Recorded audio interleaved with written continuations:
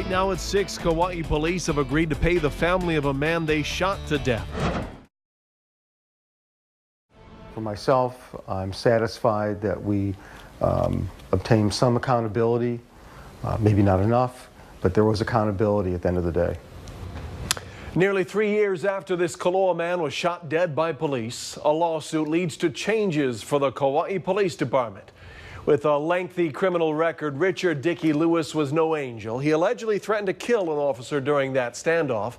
But for KPD, it's a lesson on the proper use of force, as Rick Desog reports in tonight's top story. The day Richard Dickey Lewis was shot to death at his Omaha home in 2012, about 40 officers had showed up to serve an arrest warrant. The 62-year-old mechanic was wanted for illegal logging and drug and gun charges. After a 3-hour standoff, Lewis wound up on the roof of his home, where Officer Chris Callio decided on his own to give chase and eventually shot the unarmed man 8 times, killing him.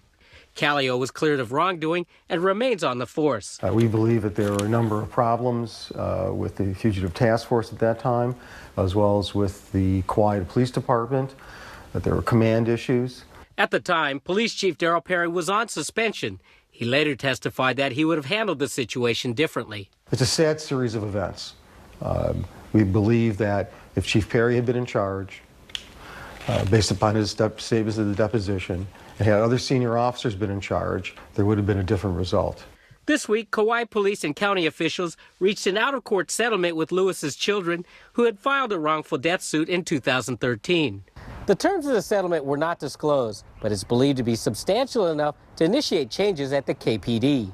Breiner says KPD has since improved officer training on the use of deadly force, and they now have clearer policies on handling people who barricade themselves. All the parties are satisfied that there was accountability.